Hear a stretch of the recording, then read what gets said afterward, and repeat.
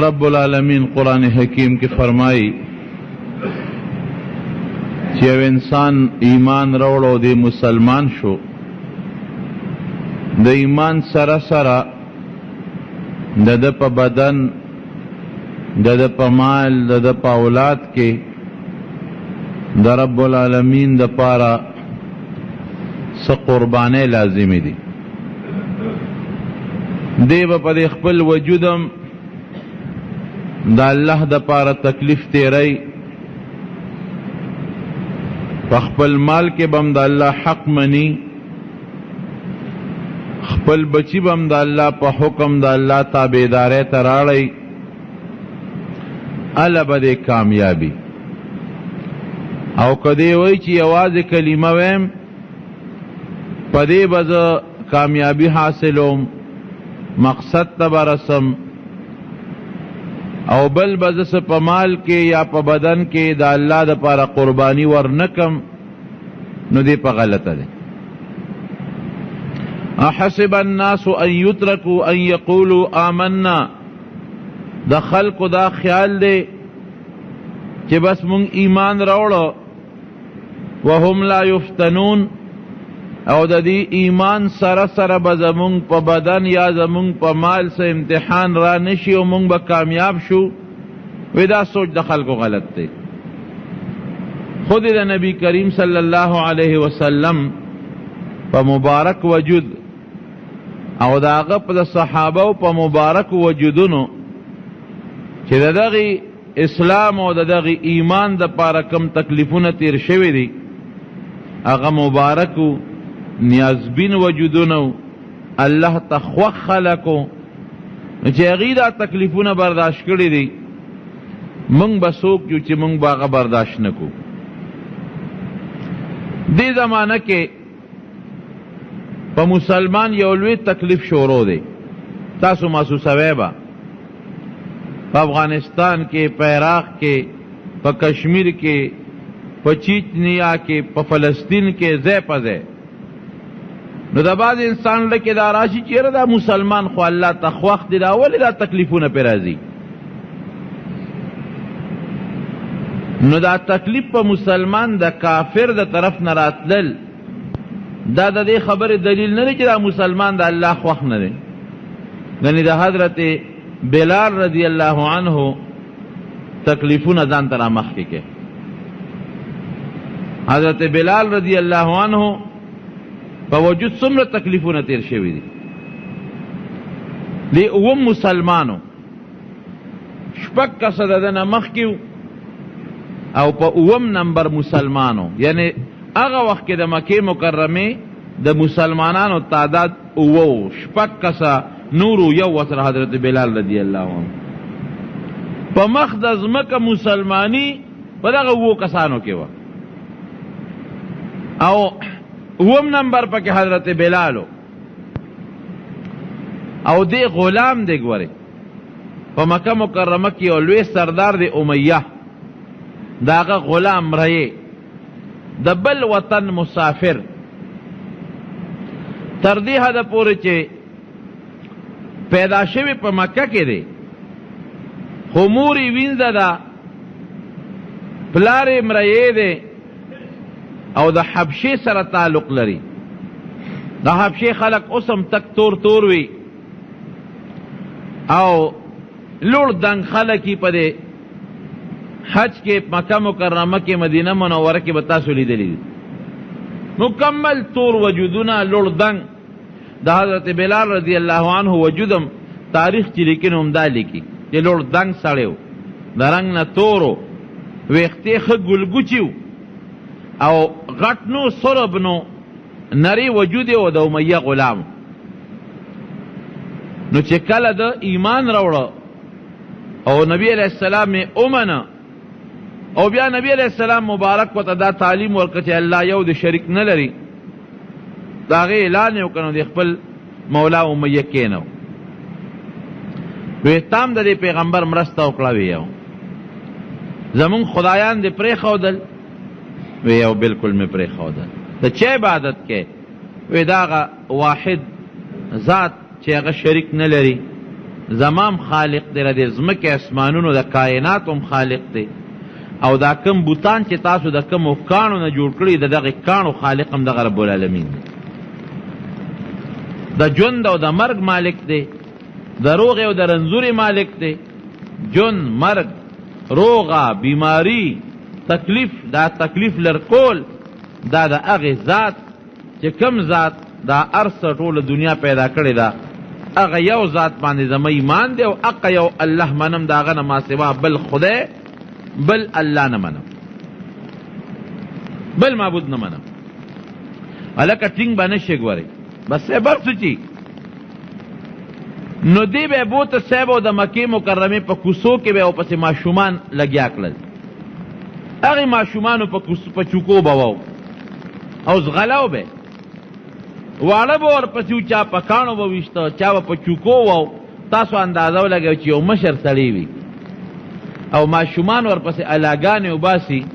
او په چوکو یې وی په لختو یې وی په کاڼو یې وی او د مکې په کوڅو کې زغلی د هغه تکلیفونو سره او د والو ټکولو نه علاوه بېزتي څومره شوه لیکن د دې سره سره چې ده به غزار خوړه په لرګي باندې یا په کاڼي نو ده به دا نه وي چې وی مړ شومه وینه به ترې بیا دا به نه وي چې وی مړ شومه ده چې به غزار خوړه او څونه تیز غزار به ده به وي الله احد الله یو دی چې بیا به غزار ورکو ده به بیا آواز کو الله احد الله یو دی نو بیا به د مکې مکرمې نه بار وویستو په شګو به یې سملو او غټ د غټې غټې تیږې ګټې دا به په دې سینه د پاسه والا کېښودې ګرمې تیږې ګرمې د مکې مکرمې د نور او د هغې د تو نه دی الله وساته هوی یخه ده سوری یخ دی خو نور یې دومره ګرم دی چې نور ته سړی ودرېدی نه شي په هغه نور به په ګرمو شګو سمله او په سینه به وله ګټې کېښودې او د خلکو به تماشه کوله دې غریب به بېهوشه شو نو چې پته به ولګی چې دې خو اوس مري نو زر به یې ته ګټې لرې کړې اوبه مو به یې پرې واچولې دا پا به یې سو تر دې حده پورې پکې لاسونو کې به وله پړي واچول او ماشومانو ته به یې راکاږې په دې ځمکو باندې لیکن سره د دې نه هغه د دې خپلې ژبې د دې خولې نه د الله نوم ګورې نه دی لرې کړی قرآن حکیم کې رب العالمین فرمایي یو لوی آیات دی که یو سړی مجبوره شي الا من اکره وقلبه مطمئن بالایمان مجبوره شي یو سړی یو کافر یې وجني تکلیف وله ورکوي نو که دی د هغه کافر نه ځان خلاصوي او په دې ژبه د کفر کلمه ووایي یره پړه کې مسلماني وي دا خیر دی زمونږ د علماو ته رخصت وی خیر د کافر مخکې که د کفر خبره دی اوکړه ته بچ کې ځان ته خلاصې بیزته کوي دی وهي دی وجنې دی خو چې پړه کې د ایمان پروت یړنی نو باسې د هغه نه ظاهري ځان ساتې خیر دی لیکن بل طرف ته که یو سړی وي چې نه د خولې نه هم کفر نو باسم ما د ملکي زما رې بیزتي وي کې دې ته عظیمت وي دا بیا ډېر اوچته مرتبه ده هغه وی خیر د هېڅ پروا نشته دا دې وخت کې ماله جیز دی چې د په دې خولې د کافرانو خبر وکړم او پړه کې مې ایمان دی لیکن داسې نه کوم په هغه بهتر سوچ عمل کومه صفا به آواز کو لا اله الا الله اشهد ان لا اله الا الله واشهد ان محمدا عبده ورسوله الله احد الله احد الله احد الله یو دی الله شریک نه لري وهبه ماشومان به ورپسې کړل زه ورپسې لاګانې وباسې دومره تکلیفونه په مخ د ځمکه چې په دې لومبي وخت حضرت بلال رضی الله عنه ته به میلاوېدل دا چاته هم نه دي میلاو شوي اوس به ته څه ته به بلال جوړ د خدای نه دی خوښه ولې د کافرانو د لاسه ولا الله عذاب ورکوي دا ولې بلال ته د کافرو د لاسه عذاب میلاوېږي دا خو دنیا د امتحان ځای دی کله به دې په وجود تکلیف راځي کله به دې په مال تکلیف راځي کله به دې په بچو تکلیف راځي کله به دې په ځمکه راځي کله به دې په کور راځي کله به دې په جیداد راځي دا خو د انسان مقصد نه دی ورپسې خیرت به دې بیا د کامیابی وي نو نن هم که په چا تکلیف دی په افغانستان کې په عراق کې په چیچنیا کې په بوسنیا کې په نورو ملکونو کې دا د حضرت بلال د عبرت واقع ځان ته رامخکې کړي او د نبی علیہ السلام صبر نزدې صحابي دومره نزدې حضرت ابوبکر صدیق رضی الله عنه یو ځل په لاره باندې ته او د مکې مشرکانو دی راګیر کړی بلال او وحی او ټکی او راکاږي او کله په سینه په دې طرف راواړی په دې شا ول تیږي کېده او ټوپونه پې وای کله په دې شا باندې سملی په سینه ولا ګټې کېده او ټوپونه پې وای ماشومان ورپسې لاګانې وباسي حضرت ابوبکر صدیق رضی الله عنه د مکې سردارانو کې سردارو ورنږدې شو امیه ته وی دا ستا غلام دی ویو یاره مهرباني وکړه په ما اولې وهې وی د زمونږ د پلار نیکه دین پرېښی دی وی څه چلو شه د خپل دین دی که نه وی نه نه یې پرېږدو سزا به وله ورکو وی خرڅی نه چې دې د نه په بیه والم وی ډېره ښه ده هغه وی راشه ځان ته خلاص کا هر وخت یې مونږ وو خلک یې وو او ټول اوس خپل منځونه کوي زما کار روزګار نه کوي زه پې څه کوم په څو خرڅی امیه ورته ډېر لوی قیمت ووی چې ابوبکر به په دومره غټ قیمت والی که به یې وانلي وی په دومره پیسو یې خرڅی وی یو وی راکه لاس جوړه شوه پیسې یې راوړې امیه ته یې وسپارلې او بلال ته وی راځه راځه دې که ځان سره یې راوست چې دې از واغېشته او ځان ته یې کور ته راوسته نو حضرت بلال ورته څه وی ها نبی علیہ السلام ته خبر شو ابوبکر څه جلدی وکړ صاحب بلال له عذاب نه خدای بچ ولې ما په بیه واغېشت چې ما باغې شو زما غلام دی اوس خو دې څوک ګوتې ولی یوسي نبی علیہ السلام مبارک ورته فرمایي ابوبکر ما ځان سره شریک کا لږې پیسې به زه درکمه نو دا بلال به زما ستا په شریکه غلام شي ما ځان سره شریک کا پکې وی نه د الله رسوله په بلال کې څوک نه شریکوم نو چې دې راوست نو بلال رضی الله عنه ورته کېناست وی ابوبکره که زه د خپل ځان د خدمت دپاره اغېشتم خو ډېره ښه خبره ده ستا خدمت به کوم او که زه د الله دپاره اغېشتم نو ما خدای پرېږده چې د الله عبادت وکړم پرې مې د خپل الله ته چې د خپل رب عبادت وکړم وی بلاله ما ځان له نه اغېشتې ما الله له اغېشتې زما د خدای دپاره آزاد کړې حضرت عمر فاروق رضی الله عنه به فرمایل وی ابوبکر سیدنا و اعتق سیدنا ابوبکر زمونږ سردار دی او زمونږ سردار یې آزاد کړی دی ګوره بلال ته به سردار وی اعتق سیدنا زمونږ سردار بلال یې آزاد کړی دی وی دا الله دپاره ما آزاد کړی وی ډېره ښه ده زه پیشه زما رب پیشه او زما د رب عبادت پیشه د نبی کریم صلی الله علیه وسلم سره 24 گھنٹے به موجودو 24 گھنٹے جدا کېده به تېنه هجرت د مدینې منورې چې کله نبی کریم صلی الله علیه وسلم وکړ نو په دویمه هجره کې پیغمبر علیه السلام د ملګرو سره مشوره وکړه چې یاره د مانځه دپاره به څه کوو دا بانک لا نو مقرر څه به کوو صحابه یې راغونډ کړل چا وی صاحب اور به بلو نو چې لوګي یې به راوخیږي او خلک یې وویني نو مانځه له به راځي د مانځه په وخت کې به اور بلو وی نه دا خو د مجوسو کار دی اورونه خو د عبادت دپاره مجوسیان بلی بل چا پکې دا تجویز ورکړه چې ټلی به ټنګو چې کله د مانځه وخت شي وی دا خو د عیسایانو کار دی بل چا دا تجویز ورکړه چې شپېلی به وو یو ښکر کې به پوکې وباسو هغه ښکر چې مونږ وو شپېلی وو خلک به مانځه له راغونډېږي وی دا خو د یهودو کار دی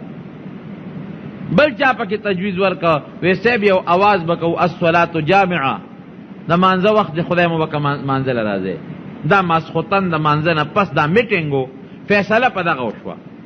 چې بس د مانځه وخت شي یو کس به اواز کوي الصلاة جامعه خدای مو بخوا د مونځ وخت د مانځه له راځئ دا اواز به کېږي لاړل صحابه کرام رخصت شو کورونو ته لاړل چې لاړل د شپې عبدالله ابن زید ابن عبد ربه دا یو صحابي دی د نبی علیہ السلام د خوب ولید وی د مدینې منورې په بازار کې روان یم یو سړي سره ټلی ده هغه ټلی خرڅوي زه ورغلم د الله بنده دا ټلی خرڅوي وی هغې وی چې او ته پې څه کوې وی مې چې دا به مونږه د مانځه دپاره او ټنګو خلک به پې رابلو اوس خوب یې نه که نه سړی ورته وایي د دې ټلی نه یو ښه شی درته نه ښیم چې خلک پې مانځه له بلې وی وښایه دا بانګ یې ورته وښو الله اکبر الله اکبر الله اکبر الله اکبر، اشهد ان لا اله الا الله، اشهد ان لا اله الا الله، الله اکبر. الله ډیر لوی دی، الله سره هیڅ برابر نه دی. زه گوی ورکوم د دې خبره چې الله سره شریک نشته. اشهد ان محمد رسول الله، د دې خبره گوی ورکوم چې محمد صلی الله علیه وسلم د الله برگزیده پیغمبر دی او زمونږ د هدایت لپاره الله را لېږلی دی. حي علی الصلاة، اے خلق منزل راشي. حي علی الصلاة، اے خلق منزل راشي. حي علی الفلاح، اے خلق کامیابی لراشه، د کامیابی عبادت لراشه، د کامیابی ځای لراشه. بیا وی الله اکبر الله اکبر، الله ډیر لوی دی، الله ډیر لوی دی. لا اله الا الله، د عبادت لایق ما سوا د رب العالمین نه بل څوک نشته. دا بانګې وتاو او اقامت یې موتاو ویل اول به داسې وې او چې بیا کله مانځه ته ودرېږې نو بیا به د اقامت وې، قد قامت الصلاة به پکې وې چې خدای مو بخه مونځ قایم شو، مونځ ته جمع ودرېده. راځئ دی چې د خوب نه راویښ شو په منډه راغی نبي کریم. دا اصلي خوب سړی د پېشمني وخت کې نیسي عموما ویني. راغی نبی علیه السلام له وی د الله رسوله ما خو بېګا داسې خوب ولید، یو سړي ټلی خرڅوله بازار کې. مې چې دا خرڅی نه وی ولې نه څه پکې مې چې په دې مانځله خلک بلو. وی ښه شی راته ښیم. مې چې وښایه وی دا بانګ یې راته وښو. نبی علیه السلام مو به څنګه بانګ وته یې واورم چې وویره وی انها لرؤیا حق ان شاء الله، دا رښتونی خوب دی، رښتونی خوب. پیغمبر علیه السلام چې معراج ته تللی و دا بانګ یې اورېدلی و، خو دا ورته پته نه وه چې څه دپاره دا بانګ دی. هلته یې د فرشتې نه بانګ واورېد، پته ونه لګېده چې دا بانګ څه دپاره دی. نو چې ده ورته خوب بیان کړه چې ما ته خو هغه فرشتې ووې چې په دا بانګ داسې وایه، نو ورته پته ولګېده او ما ته خو چې معراج کې هغه فرشتې کم شی ورولی و خو دې دپاره دی. بس وی دا رښتونی خوب دی. ښه اوس هغه صحابي ته وی عبدالله ابن زید ته حضور پاک مبارک داسې ورته نه وي چې پاسه اوس خلک شا بانګ وایي د مانځه وخت دی. وی داسې کار وکړه قم مع بلال فالقي علیه ما رأیت، تا چې کوم خوب ولیده بلال سره ودرېږه، دا ورته وایه، تا لیدلې دا ورته وایه فانه اندا صوتا منک، دې ستانه په اواز کې اوچت دی. او بل روایت کې راځي احسن، ښکلی اواز یې رستانه، اواز یې هم ښشته دی او اواز یې اوچت دی. تا چې کوم خوب ولیده ته یو ټکې وایي چې دې اقسې وایي. نو لومبې بانګ د ټولو نه مخکې چې کله بانګ مقرر شو د نبی علیہ السلام په جماعت کې حضرت بلال رضی الله عنه شروع. ګوره د هغې سختو بدل الله ورکو که ورې نه د هغې تکلیفونو بدل ولا رب العالمین ورکو. الله د چا تکلیف د چا محنت ګورې ضایع نه ګرځوي. زما چې څوک خدمت وکړي چرته به یم زه کوشش به کوم چې بدل خو خلاص کړم. نو الله به څنګه مسلمان او بیا د هغه انسان چې د الله لپاره په بلال چې سخت تېرېدی خو د الله لپاره پې تېرېدی که نو الله به څنګه بدل پرېږدي. الله تا ته وایي بدل خلاصوه،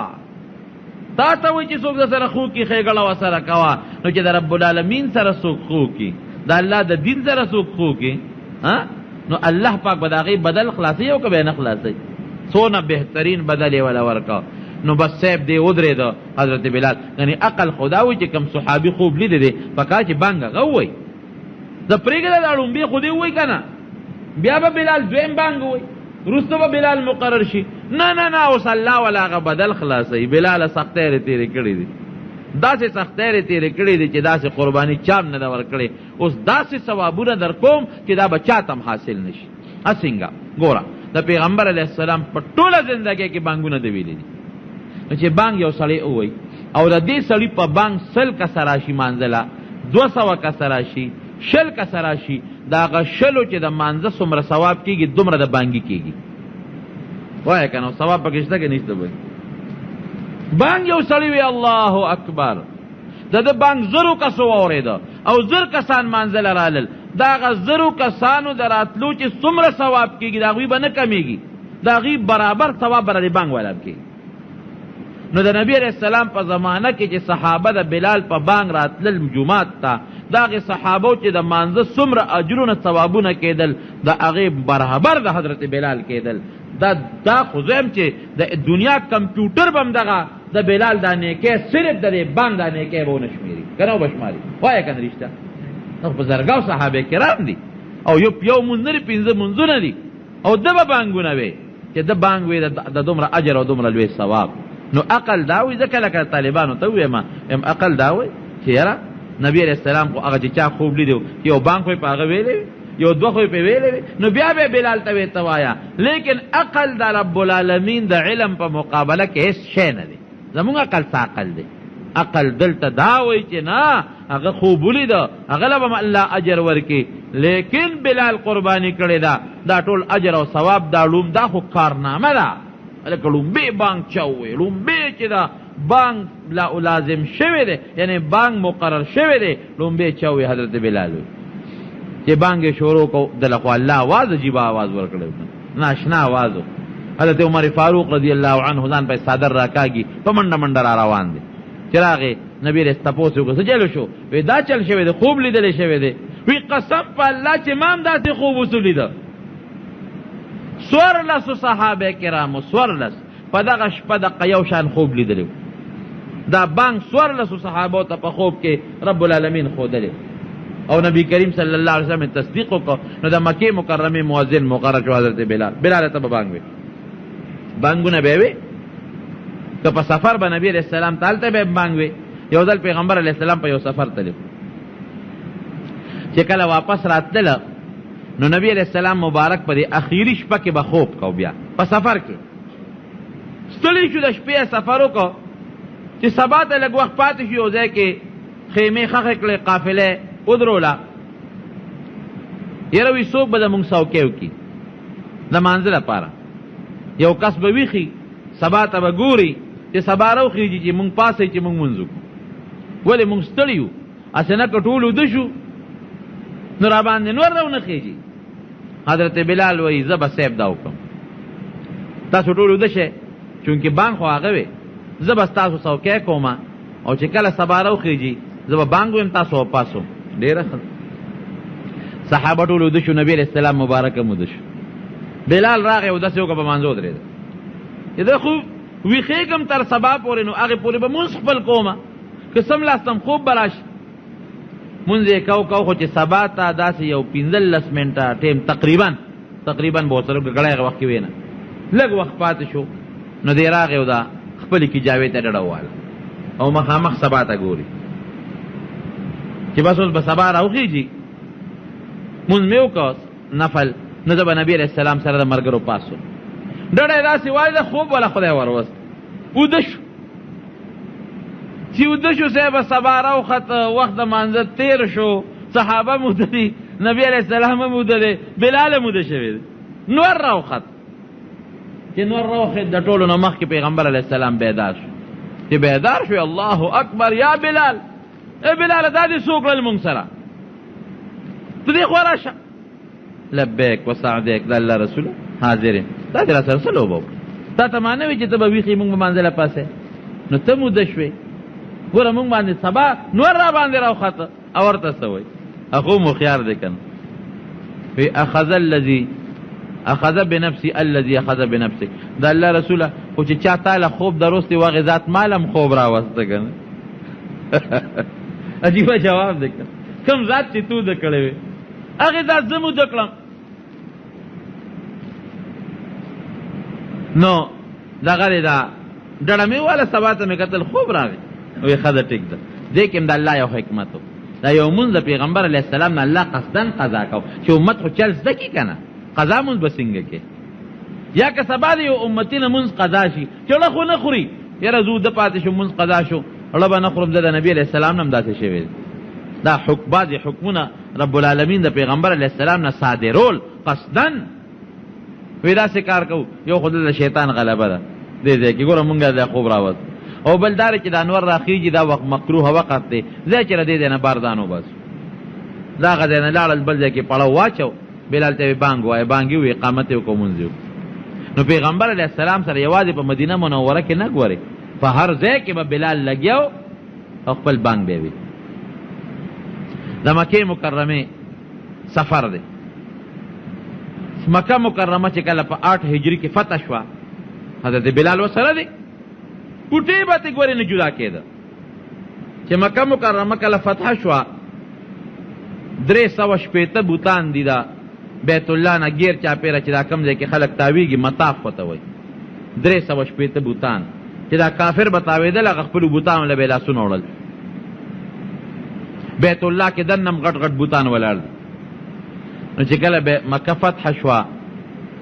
نو نبی کریم صلی الله علیه وسلم سره یو مزیدار چوکه وه، یو بوت ته به یې چوکه وړه قوله به را پرېوت، بل بوت له به ورغې چوکه به یې ورته وړه قوله به را پرېوت. ټول بوتان یې دړې وړې کړل او صحابو ته حکم وکړه دا یو څه مات کې وغورځوئ. خو بیت الله پاک کې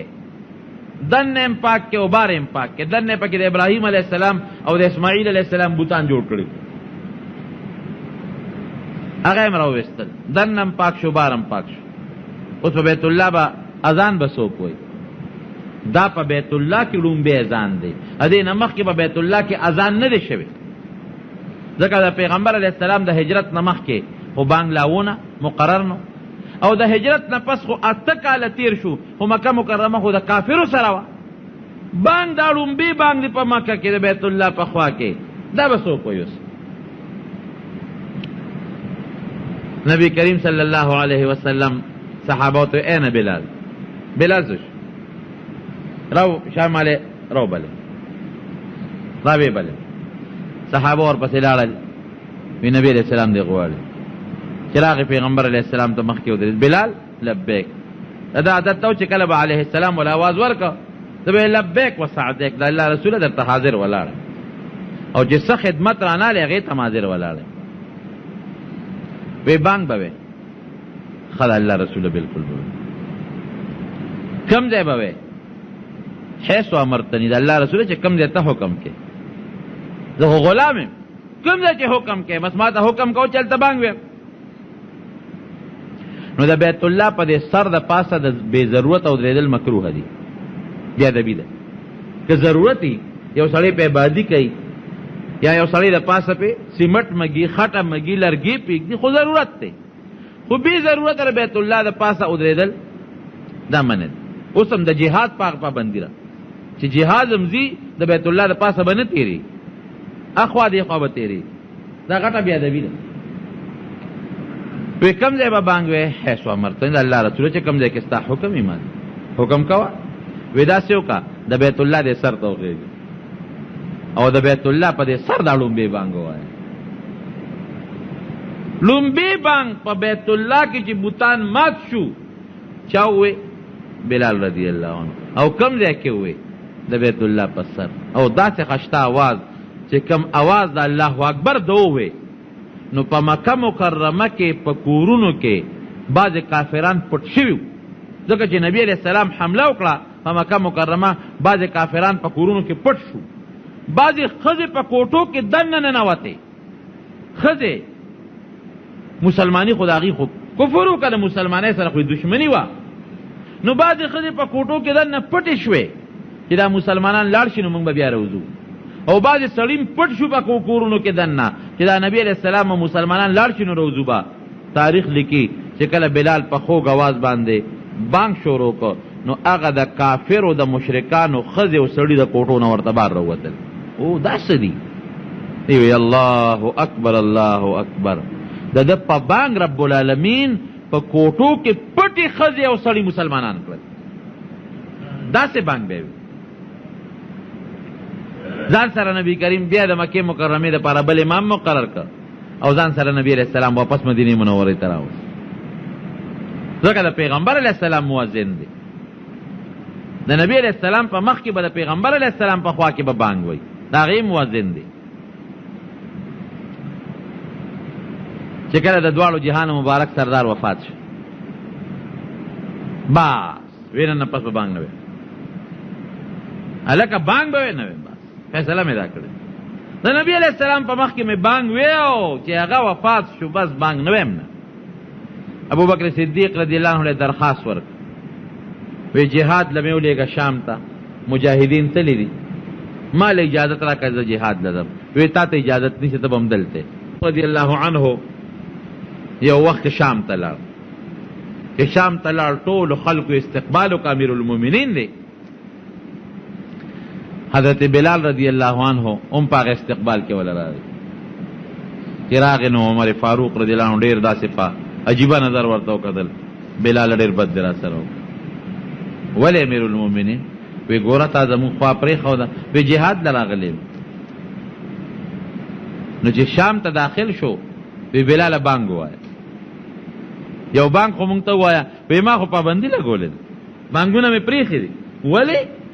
وی بس د نبي علیه السلام د وفات نه پس ما خو بانګ هغه ته وی، بانګ نه ویم. وی نه خامخا به بانګ وی، مجبور یې که نو بانګ ته ودرو. عمر فاروق تاریخ لیکي چې حضرت بلال بانګ شروع کو، وی د عمر فاروق دومره وجړل، دومره چې د هغه کمیس او ګیره د اوښکو نه ډکه شوه. او چې څومره صحابه ټولو جړل، وی بلاله مونږ ته د پیغمبر علیه السلام د جون وخت را یاد کړ، هغه منظر دی را یاد. نو چې کله عمر فاروق رضی الله عنه ته نو مونږ سره لاړ شوی نه ځم، بلکل نه ځم، مدینې منورې ته نه ځم. چې لاړ شم ما ته د پیغمبر علیه السلام د جون نقشه را یادېږي، نه ځم. نو د شپې د دواړو جهانو سردار مبارک په خوب کې ولید. وی بلاله دومره بې وفا، دومره بې وفایي څوک کوي؟ ولې د الله رسوله؟ وی چې زه نه یم نو زما کلی خو شته که نه، زما جومات خو شته که نه، زما وطن خو شته، زما کلی دی ولې پرېښی دی؟ نو چې راویښ شو نو فورا یې څاروی تیار کړ. هلی وی ما د خپل محبوب، خپل دوست، خپل یار رانه ګیله وکړه، شابه زه مدینې منورې ته ځم. نو راغی واپس مدینې منورې ته. نو چې مدینې منورې ته راورسېده نو خلق پې خوشحاله شو او درخواستونه شروع کړل، صاحب بانګ ووایه، بانګ له نیم راغلی. بیا وله نور خلق راغلل، بانګ به وی، بانګ له نیم راغلی. ولې؟ وی زه چې دلته ودرېږم او بانګ ویمه نو قسم دی چې ما ته هغه د پیغمبر علیه السلام د زمانې دور را یادېږي. خو چې زه به کله ما به بانګ وی نو په یو سترګه به مې قبلې ته کتل او په بله سترګه به مې د حضور پاک هغه مبارک خشته مخ ته کتل. نو ما ته وښایه که نه هغه مبارکه چهره شته چې زه ورته وګورم. په یو سترګه به مې قبلې ته کتل او په بله سترګه به مې د حضور پاک هغه ښکلي مخ ته کتل. او چې دی به جوش کې راغی، جوش کې، نو نبی علیہ السلام به ورله آواز ورکړ، بخ بخ یا بلال، واه واه، لکه یو سړی نعت وایي که نه، هغه شته ښکلی نعت وایي، نو خلک ورته وایي واه واه، عرب وایي بخ بخ، واه واه یا بلال. نو وی ما ته به هغه واه واه څوک کوي؟ د حضور پاک مبارکه خشته نوراني چهره، او چې هغه به راته واه واه کول، هغه الفاظ نشم ویلی ما نه ویم. جرګې شروع شوې؟ بلکل نه ویم. حضرت حسن او حسین ول راوستل، سار وختي دی، پښمنې دی، ماسخوتن یې بانګ ونه وی، ماښام یې ونه وی، مازدیګر یې ونه وی، دا دواړه ول راغلل. بلاله د خدای دپاره د پیغمبر علیه السلام د انوسین درله په جرګه راوستې دي، مهرباني وکړه دا بانګ ووایه. وی ښه ده، ډېره ښه ده. نو سحر وختي پښمني بانګ ته ودرېد. نو چې بانګ یې کله شروع که الله اکبر، په الله یقین وکړئ چې زنانه په کوټو ختې او ماشومان د خوبه پاڅېدل او جومات ته رالل او ټولو منډې کړې. هغه یې د نبي علیه السلام زمانه بیا راجمدی شوه، هغه د بلال بیا بانګ وایي. هغه منظر چې کله نبی علیه السلام محراب کې ناست او ده بانګ وایي، هغه ټول منظر را مخکې شو. ماشومان رالل، زنانه اوچتې شوې، په دیوالونو ختې، خلک ټوله مدینه کې خوب نه پاڅېدل او یو لویه غوغا جوړه شوه. او بیا بانګ کې وی اشهد ان لا اله الا الله، او چې بیا وی اشهد ان محمد رسول الله، د نبی علیه السلام نوم ته ورغې. وروستو بانګ یې ونه ویلی شو، د هغه بانګ د چبوترې نه را پرېوت، بېهوشه شو، را پرېوت د نبی علیه السلام د نوم سره، بېهوشه پرېوت. نیم بانګ یې وی، نیم یې ونه ویلی شو. هغې وله لاسونه او خپې مګل چې هوش کې راغی، زه راته وایم چې ما وجنی نشم ویلی. بیا لاړ دمشق ته واپس د مدینې منورې نه. مدینه منوره کې نشم ټینګېدی، زه چې دلته اوسېږم نو ما ته د خپل حبیب د خپل محبوب هغه مبارکه نورانی چهره را یادېږي او ضمیر مې نه مني چې دلته کې ناست یم او د حضور پاک په محراب کې او د بانګ به نه ویم او ویلی نشي.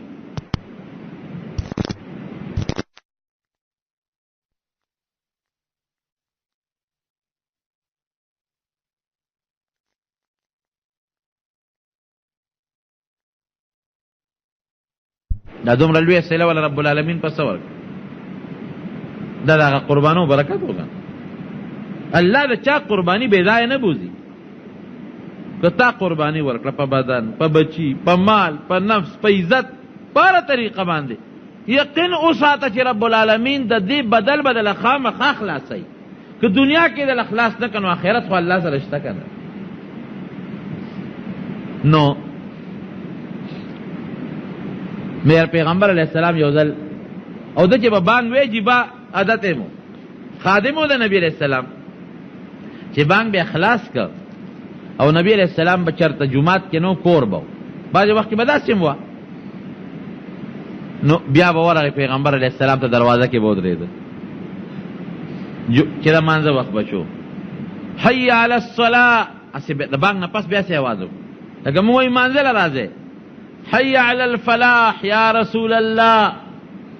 دا الله رسول منزل رازا دا الله رسول کامیابی زیل رازا. نو نبی علیہ السلام سره کبلاس کې سشیو ابه وغورځاو را منډه وک بلکې یو ورځ وای نبی علیہ السلام مبارک غوښه خوړه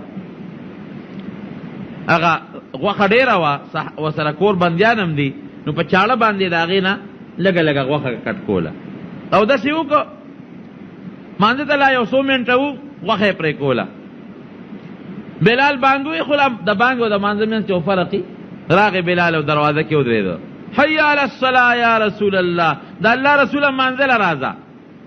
نبی علیہ السلام مبارک وخندل چاړې وغورځوله وی ما له تربت یمینه وی لاسونه په خاورو ککړ شه غوښې نه ډوډۍ نه وویستو وی خندل او بار ته ولا در په منډه راووته بلاله ډوډۍ نه دې وویستو لکه لږ صبر خو به دې کړی او اختر مانځه کې چې نبی کریم صلی الله علیه وسلم ښځې به م راتلې سړي به م راتلل نو چې کله تقریر به وکړو ټوټ سپیکر خو به ونه بلال به ځان سره که راځی نو ښځو له به ورغی ښځې به شاته ولاړې ښځو ته به ځان له تقریر کوو هغوی له به صدقې ترغیب ورکوو صدقه ورکې خیرات ورکې نو چې ښځو نبی علیہ السلام د خیرات او د صدقې بیان به وکړه نو ښځو به غوږ ته ګوتې کړې والی به یې ویستې والی او مرۍ ته به یې ګوتې کړې میل به یې ویسته بلال ته به یې څادر کې اچوه ورسره به لکه د خادم ګرځېده اب یې څادر کې واچول یو بیاړل نو اختر کې خو فقیران او مسکینان راغلي په هغې به نبي علیه السلام فورا هغه څیزونه او هغه مالونه تقسیم کړل ورسره به ګرځېده بلال چې معراج ته نبي علیه السلام تللی دی واپس راغی نو بلال ته وایي حدیث دی بلاله څه عمل دې کړی دی یو عمل راته وښایه ولې وی زه چې کلم جنت ته تللی یم په خوب کې او که په ویښه کله نو ما د خپل ځان نه مخکې ستا د دې پیزار کشار اورېدلی دی دا خادم د دې خپل مشر نه عموما مخکې رواني لار ورته برابروي ستا د پیزار کشار لکه ګرځې په ځمکه او په جنت کې د سپلو کشار اورېدی شي د نبي علیه السلام سره نږدې دې نه لوی منقبت بل شته رونو دا څه عمل دی کړی دی وی صاحب به دوه کاره کوم یو چې بانګ ویم نو ورپسې مونځ کوم او یو چې کله اودس وکړم نو دوه رکاته مونځ کوم تحیت الوضو ورته وایي چې کله سړی اودس وکړي او وخت وي نو دوه رکاته نفل وکړه او که وخت نو د سنتو وخت و لماسپخین دی خیر دی هغه وکړه او که جمع تیاری بیا پرېږده خو که وخت درته ای او مکروه وخت هم نی نو دوه رکاته مونځ نفل تحیت الوضو نبی علیہ السلام ورته فرمایل دا د دغې دوه رکاتو برکت ته چې ته کې چې ته ګرځې په دې فرش په دې ځمکه او د پیزار کشار د عرش سره اورېدی شي او بیا ورته وایي یو بل خبره درته کوم خوشخبري وی جنت کې ګرځېدمه یو ډېر خشته ناشنا محل او د هغې محل سره خوا کې یو وله بیده او هغې وله کې داسې مزیدار یخې اعلی خوشبویې اوبه وې چې زه نشم ویلی او د هغې ولې په غاړه یو حوره ناسته وه هغه حورې اودس کو اودس دا چې مخ لاسینځئ نو هغې حورې چې به د هغه ولې نه په لپ اوبه راواغېشتې او په مخ به یې واچولې نو لکه د ملغلرو غوندې به د هغې د مخ نه څاڅکي پرېوتل داسې خشته ښځه حوره ما په دې خپلو سترګو نه ولیدې په دې خپلو سترګو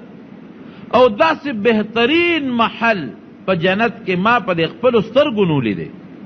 او چې دا کومه وله د جنت ستا د هغه محل نه بار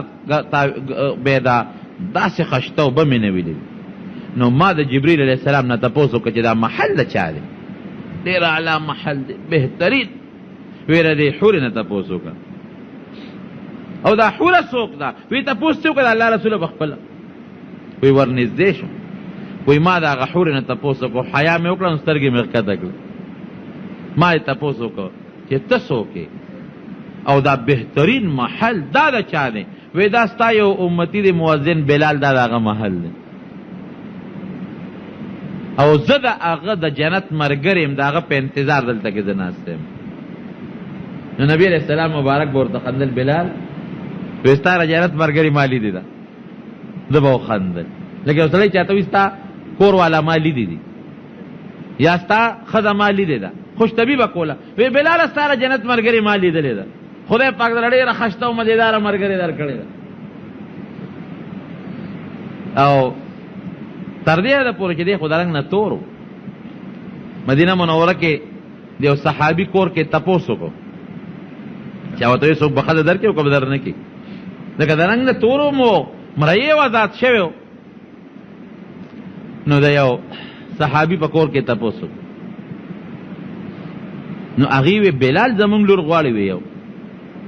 وی په خپله دې تپوس وکړي بلال ته چا وی هغه خو په خپله دې تپوس وکړي ډېره ښه ده چې ورغی وی صاحب ته زمونږ لور غواړي وی قربان ستا نه زمونږ لور زمونږ لور در نه قربان دا چا نه وی چې دی د رنګ نه تور دی دا چا نه وی چې دی خو غلام و مرئیو آزاد شوی دی نه خو چې د چا ډېرې ښځې کړي دي اولاد یې ته نه دی شوی اولاد یې نو خو چې په چا به هم کوم کورم ګوته یې ښودې ده نو چا ورته انکار نه دی کړی وی دی خو سردار دی زمونږ غلام نه دا بلال زمونږ سردار دی یو ځل د نبي علیه السلام دپاره د یو کافر یهودي نه قرض اخیستی ځکه میلمانه به راتلل نو یا به سو یا به نو نبی علیه السلام مبارک ورته وی لاړ شه چا نه قرض وغواړه دې لاړ د یو یهودي نه قرض وغوښت چې قرض یې وغوښت هغې کې یو څو ورځې پاتې وې دې بانک ته ولاړ دی هغه یهودي راغی او حبشي یهودي ورته وایي څو ورځې پس ګورې زما نیټه پوره کېدو والا ده او خپلې پیسې ما له راوړه او که دې راونړې نو بیا به د نه هغسې مرئیې جوړوم لکه چې مخکې وې ګورې راغی نبي علیه السلام ته کېناست الله رسوله د هغه یهودي نیټه خو پوره کېږي 2-3 ورځې پکې پاتې نه وی د بلال الله به څه پیدا کړي دی پټ شو اوس به هغه یهودي راځي او غریب سړی یم وینا به راته کوي هسې نه جګړه را سره ونه کړي نقصان را نه کړي پټ شو مینې هم په هغه ورځ باندې چې کومه د هغه نیټه وه پیغمبر علیه السلام له چا څه مال راولېږه وی بلال څه شو وی صاحب پټ شوی وی راویې بلې دی خوا راځي وی د هغه یهودي څومره پیسې دي وی صاحب دومره وی دا واخله شا به هغه خپل شي وله پوره لاړه و هغه د یهودي چې څومره قرض و هغې ورته پوره نو دا ډېر لوی منقبت دی ډېر لوی عزت دی چې د پیغمبر علیه السلام خادم په سفر کې ملګری په مدینه منوره کې ملګری په مکه مکرمه کې ملګری په بیت الله د پاسه بانګ ویل چا دې تپوس وکړو وی ستا زړه کې دا تېرېدل چې د بیت الله د پاسه به ته بانګ وی نه ولې وی ما وی چې دا خو ډېر لوی عزت دی او ړومبې بانګ دی په بیت الله نو دا به چېته ډېر چې پیغمبر علیه السلام ته نږدې صحابي وي دا به هغه وی یاره وی نبي علیه السلام ډېر انصافدار پیغمبر دی ډېر د انصاف نه کار اخلي بس بانګ یې دته سپارلی او چې هر ځای به مقرره نو بلال راشه بانګ وایه او आवाज خشتا आवाजو داسې مزیدار आवाज چې سړی به جړا ور وستله. خبره مې دې پورې کولرونو چې قرآن حکیم کې رب العالمین فرمایي چې یو سړی دې دا نه وي، دا د عبرت خبره ده. چېرې ما خو ایمان راوړو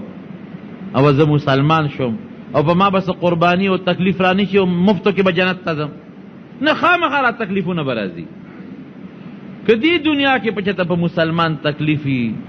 چاته ضرري، د چا بچی ته، د چا پلار ته، د چا ښځې ته، د چا رور ته، مال کې بدن کې، دغه نقشه ځان ته را مخکې کړي چې د حضرت بلال نه زه خدای ته زیات نږدې نه یم، د هغه نه زیات نیازبین نه یم، د هغه نه زیات کلک مسلمان نه یم، د هغه نه زیات پیغمبر علیه السلام ته نږدې نه یم. هغه باندې څومره تکلیفونه تېر شوي، ما باندې هم تېرېږي.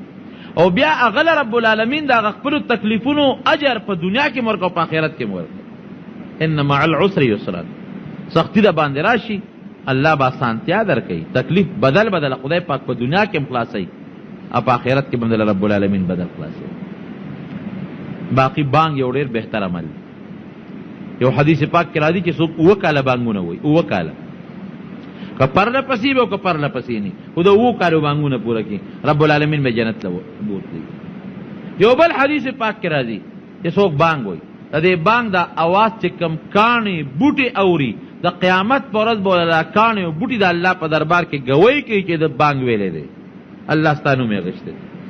څومره خلک چې د دې بانګ والا په اواز راشي جومات ته، د هغوی چې څومره ثواب کېږي د هغوی به نه کمیږي، بانګي له به رب العالمین هغه مر اجر ورکړي. نو که یو سړی اوس وایي چې یو به وایي زه بانګ ویم، ولې ثواب یې ډېر دی.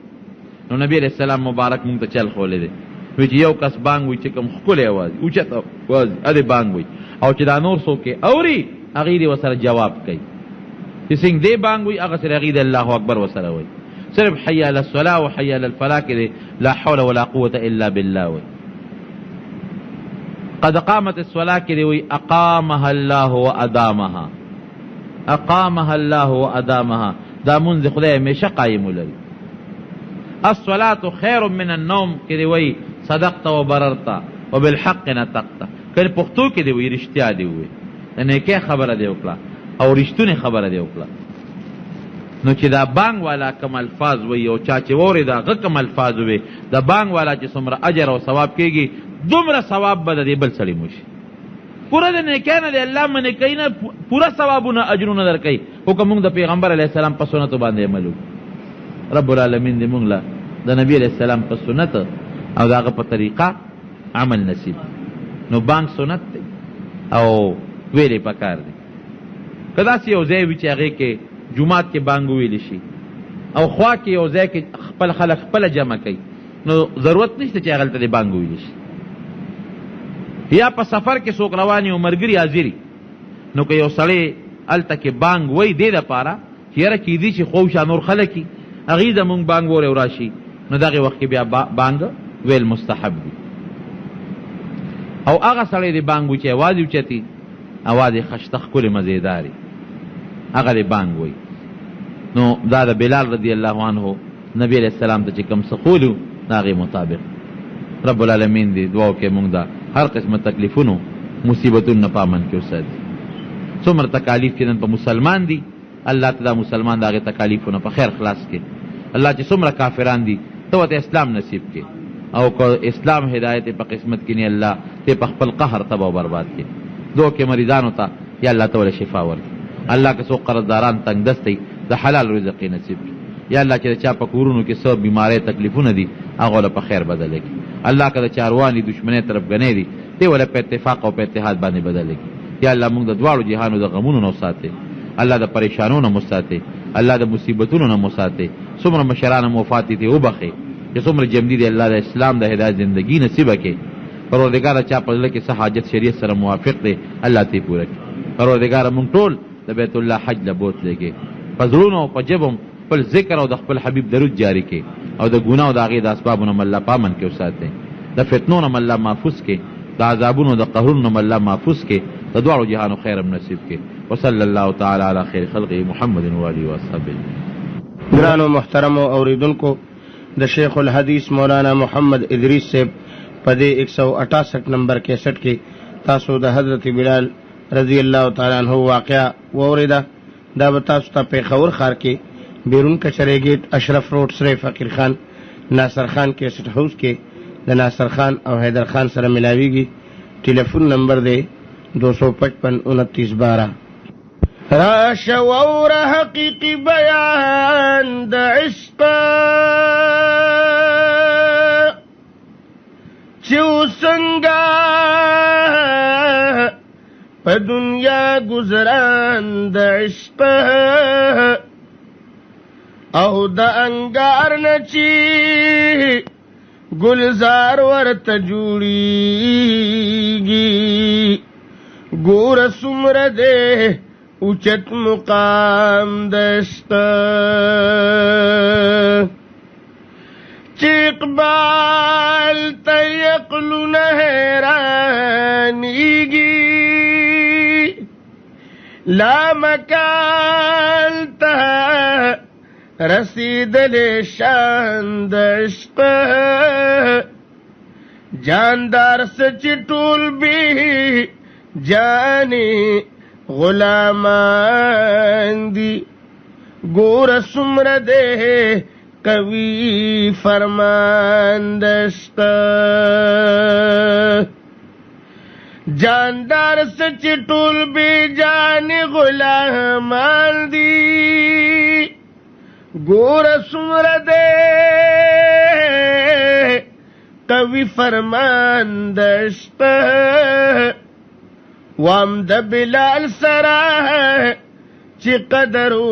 د مینینو پس کروټو تیروي دوران د عشق د بلال سره چې قدرو د مینې پس کروټو تیروي دوران د عشق چې پخپل رضا خیجی سرددار تا منصور نگنی خپل سرتاوان د عشق چې پخپل رضا خیجی سرددار تا منصور نگنی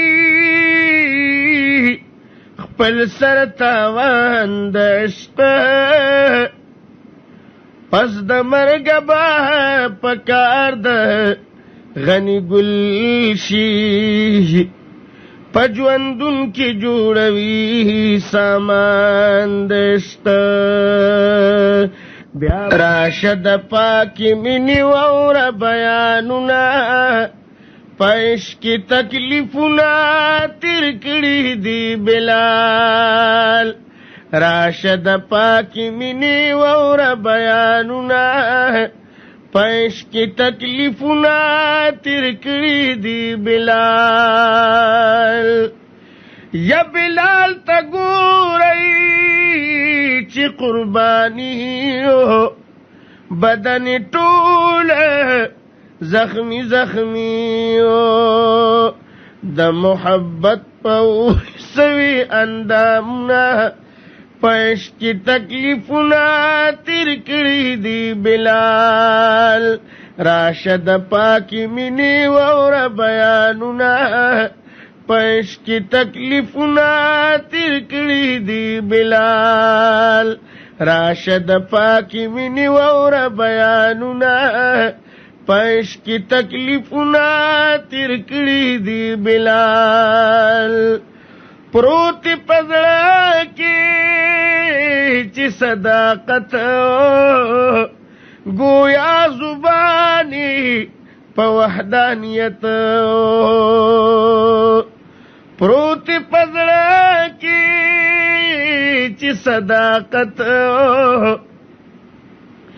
گویا زبانی په وحدانیت کپسینه او د کاڼو انبارونه پېش کی تکلیفونه تیر کړي دی بلال راشد پاکی مینې واوره بیانونه پېش کی تکلیفونه تیر کړي دی بلال راشد پاکی منی وور بیانونا پش کی تکلیفنا تیر کړي دی بلال چی پاوازش پسبا کیگی عرش عظیم تا غږ رسیږي چی پاوازش پسبا کیگی عرش عظیم تا غږ رسیږي د خدای په در کې قبولو اذانونه پېش کې تکلیفونه تیر کړي دی بلال راشد پاکی منی وور بیانونه پېش کې تکلیفونه تیر کړي دی بلال یا بلال قربان کړي د بدن ویني دا برکت ہو د پاکی منی او بلال قربان کړي د بدن ویني دا برکت ہو د پاکی منی چې په نصیب د دلبر شو وصالونه پېش کی تکلیفونه تیر کړي دی بلال راشد پاکی منی وور بیانونا پېش کی تکلیفونه تیر کړي دی بلال مدعی څنګه پزړ درد منی غنی ګلوای چې دروغ جن مدعی څنګه پزړ درد منی غنی ګلوای چې دروغ جن بیمار د مینې په قرار نکړي خوبونه پېش کی تکلیفونه تیر کړي دی بلال راشد پاکی منی وور بیانونه پېش کی تکلیفونه تیر کړي دی بلال حسن یہ شغلی کوي حسن یہ شغلی کوي رڼا کړو جهان ټول خبرو یانو کی مخلری روخان حسن یہ شغلی کوي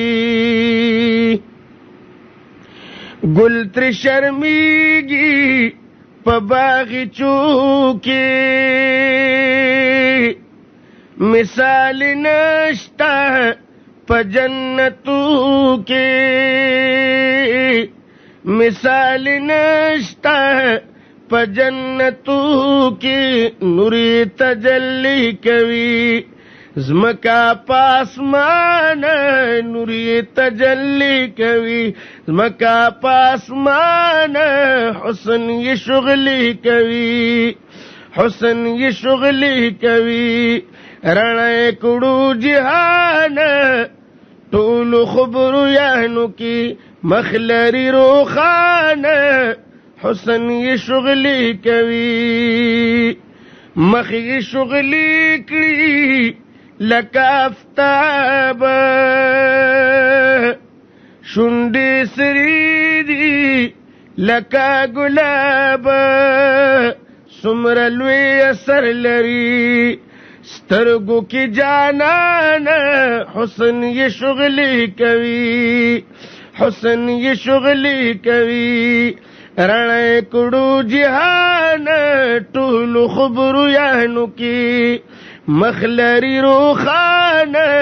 حسن یہ شغلی کوي بیان زبور کی د پاک حضرت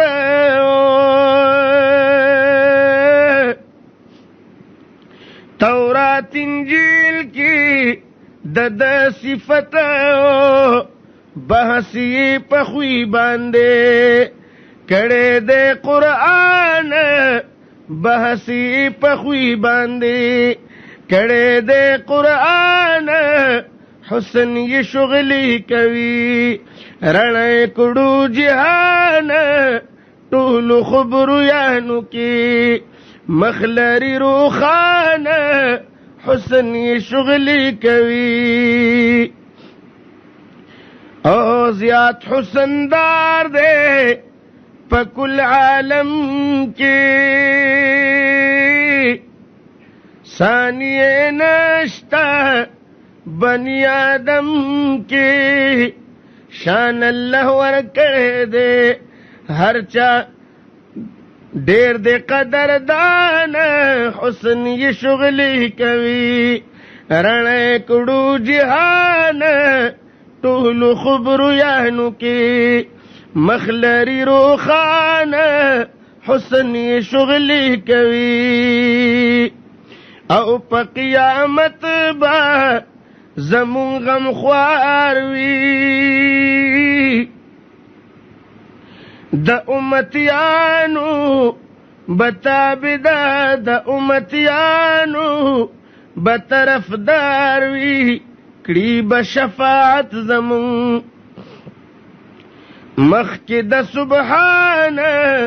حسن یې شغلی کوي حسن یې شغلی کوي رڼا کړو جهان ټولو خبرویانو کې مخلری روخانه حسن یې شغلی کوي غنی ګلوائی د زړه په